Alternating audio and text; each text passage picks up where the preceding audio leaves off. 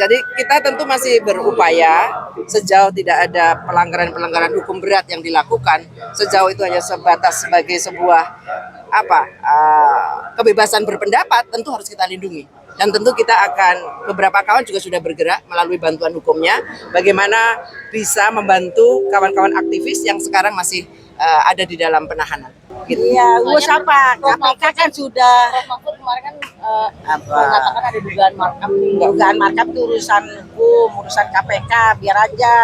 Semua yang ada indikasi itu kita dukung soal itu untuk diperiksa gitu aja. Di perjuangan ya. Yang penting hari ini Sumpah Pemuda. Iya, Sumpah Pemuda. Ya kalau soal HU saya kira Bu Mega kan sudah mengingatkan sejak awal. 2015. Ya 2015 sudah mengingatkan sejak awal. Apakah itu sudah saatnya?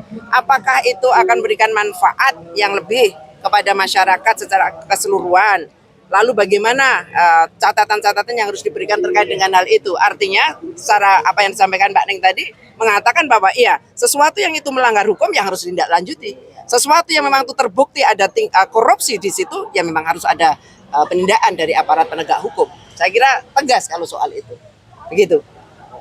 Sama ini kan lagi cuaca ekstrim. Nah, kalau dari BMKG, dari BNPB itu minta supaya kepala-kepala daerah ini juga siap siaga bencana. Nah, kalau dari kepala daerah PDIP itu seperti apa? Kan lagi ada konverda juga. Apakah itu jadi salah satu yang ditekankan supaya kepala daerah dari kader PDI Perjuangan ini siap bencana, kemudian juga ada persiapan-persiapan khusus di daerah? Iya, itu kan di komisi-komisi.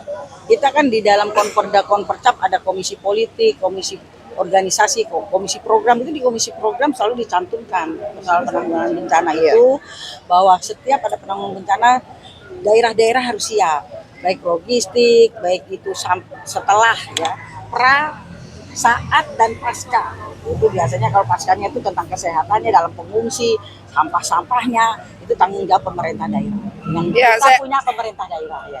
Ya, 3 minggu yang lalu atas instruksi dari DPP PDI Perjuangan, pemerintah daerah Kabupaten Sleman yang di dalam hal ini berkaitan dengan bencana Merapi sudah melakukan siaga kedaruratan.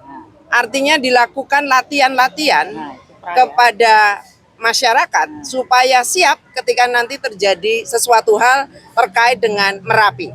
Ini sama diperintahkan juga kepada daerah-daerah yang rawan bencana.